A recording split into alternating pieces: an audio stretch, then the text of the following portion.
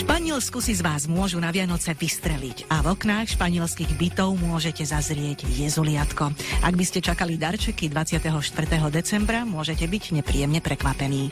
Ako sa slávia Vianoce v krajine, kde svieti slnko skoro celú zimu a kde sa namiesto kapra jedia chobotnice?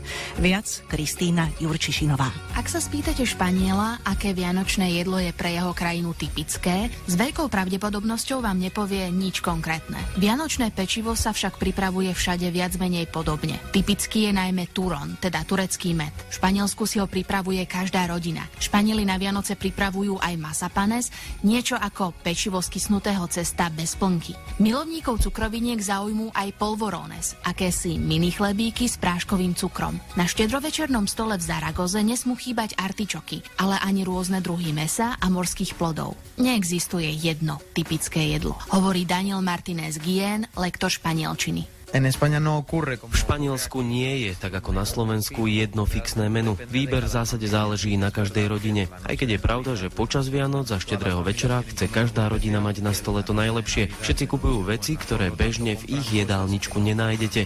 Väčšinou je to veľa morských plodov, špeciálne mäsa, ale záleží na každej domácnosti, čo si kúpi. Možno si občas poťažkáte nad siahodlou vianočnou prípravou. Zíde sa predsa celá rodina a okrem jedla musí byť aj upratané a všetko riadne prichystané. Predstavte si však, že by vaša rodina mala viac ako 10 členov. Pokračuje Francisco de Borja Moneoses, ktorý na Slovensku vyučuje španielčinu. V porovnaní so Slovenskom je tu rozdiel aj pri sviatočnej večeri. Zúčastnia sa jej otec, mama, starí rodičia, tety, ujovia, bratranci a sesternice. Kompletná rodina. Samozrejme záleží na tom, aká veľká vlastne rodina je. Večera je však vždy s veľa ľuďmi. To znamená 10, 15, možno až 20 ľudí. Väčšinou varí osoba, ktorá sa stará o celý dom. Každý rok sa ale hostitelia striedajú.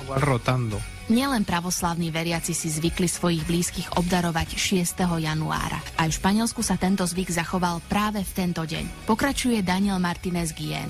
V Španielsku sa podľa tradícií dávajú darčeky ráno 6. januára. 5. v noci totiž do každého domu prichádzajú traja králi a nechávajú v nich darčeky. Ráno si ich potom môžu deti rozbaliť, ale v posledných rokoch sa to trochu zmenilo a darčeky rozdáva trochu tučnejší Papa Noel. Deti majú radšej Papa Noela, pretože darčeky dostanú už 25. decembra. 26. decembra by ste si mali dávať v Španielsku pozor. Tento deň sa totiž môžete stať obeťou kanadského žartíku. Aj keď to podľa oslovených veľmi zmysel nedáva, Španieli si tým pripomínajú vraždenie neviniatok kráľom Herodesom. Sú to dosť extrémne vtipy. Je to teda deň, keď môžete urobiť absolútne všetko, alebo takmer všetko, bez toho, aby to malo nejaké negatívne následky.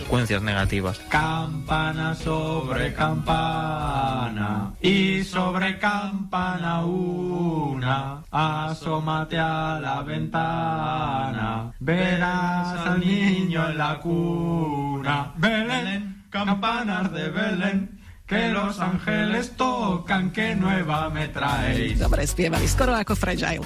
Tak to bola aj s ukážkou španielskej vianočnej.